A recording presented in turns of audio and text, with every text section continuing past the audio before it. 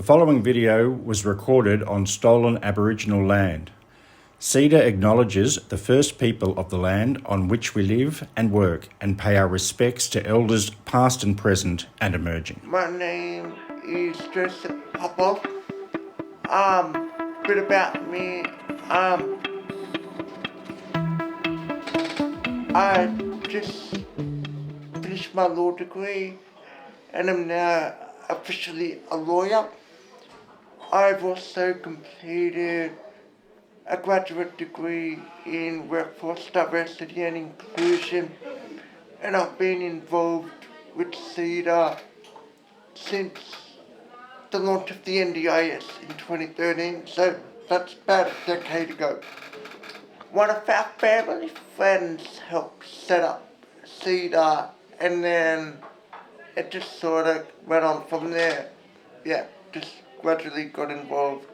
So, in my experience, I went through the education system before the NDIS. I think as a person with disability, there were some challenges in education, but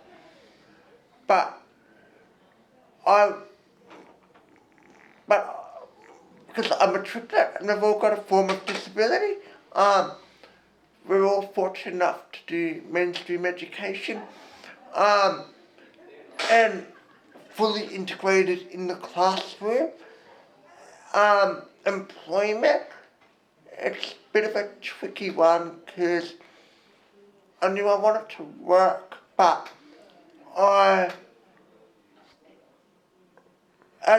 when I was leaving school, I didn't know what opportunities there were aside from retail or hospitality, and I physically couldn't do those sort of jobs. So I actually didn't get my first job until I was 21. And then, that's sort of when I realised some of the opportunities that were out there. And then, whilst doing paid work, I was also doing volunteer work. And then, through volunteer work and networking, I was lucky enough to get other paid jobs, and but as it's extremely difficult for people with disabilities, I found that employment is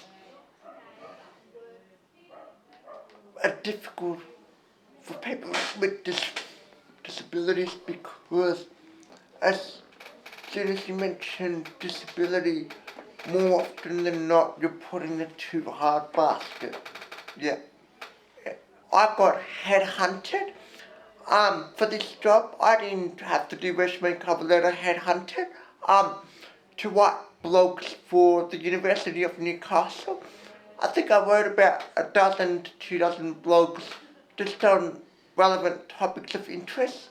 I did a couple of blogs on navigating education as a person with a disability in the uni system, and I was with that job for about a year and a half, and I probably could have stayed, but I was ready to try my luck elsewhere, and so many challenges I think in employment. I think first and foremost, it's the whole process of employment. So trying to find a relevant job that can meet your skill set and your capabilities, drafting good resumes and cover letters, going through the interview process, and asking questions on adjustments in the workplace, and flexible working if they do. I think that's a big challenge for people with disabilities, workplace adjustment. And then another challenge is these negative assumptions people with disabilities face in getting a job, because there's an assumption that people with disabilities are not capable of doing the work, and I think it's about challenging that assumption and trying to find a good employer that is willing to, I wouldn't say take on the challenge of hiring a person with disability. I'd say finding an employer who is willing to employ people with disabilities is a challenge in itself. About I'd say it was over 3 years ago, I set up a peer group at CDAH called the Employment Peer Network. I set it up as a way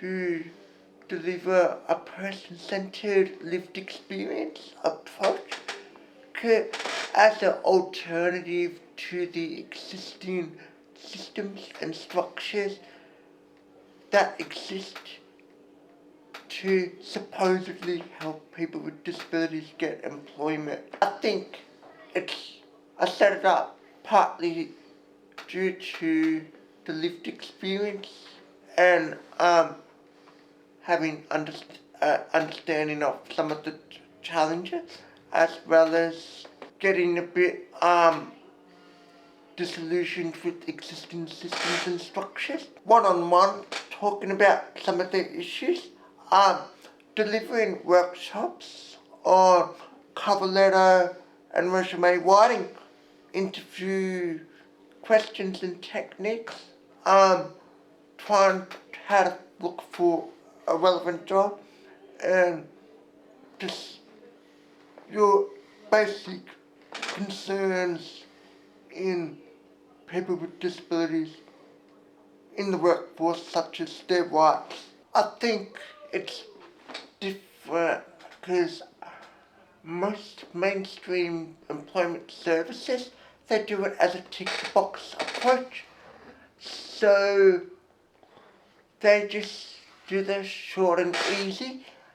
This peer group is different in that we work alongside the person with the disability to go through the process. I know when I've done a workshop on cover letter resume, I've provided some advice, but then I've also given opportunities for peers to write their own cover letters and resume and then go through it with them. So it's about skill development for people with disabilities as opposed to the providers doing it for them. And to be fair, everyone's disability is different. It's benefited for me because of that lived experience of understanding some of the struggles. But because I understand everyone's disability is different, they may have different struggles, and it's all about how we can work together. And as a person with a disability, I find that I can relate to a lot of those issues that other people with different types of disabilities may have. On Friday, the 22nd of September, from 10 a.m. to 1 p.m, I'll be delivering a workshop on employment rights for people with disabilities. It has never been more, I feel, more important for people with disabilities to be actively engaged with their workplace rights to avoid exploitation, and not only that,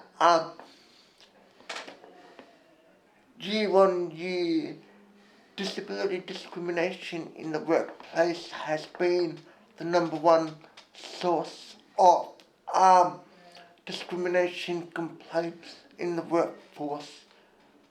in across all cohorts.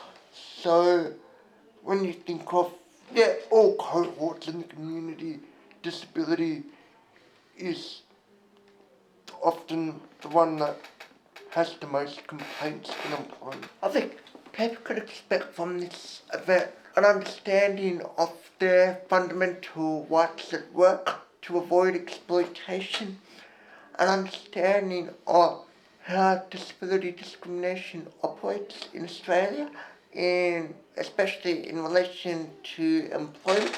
The notion of reasonable adjustments in the workplace, and depending on when the findings of the jobs and skills summit get released, because it's supposed to be released at the end of September.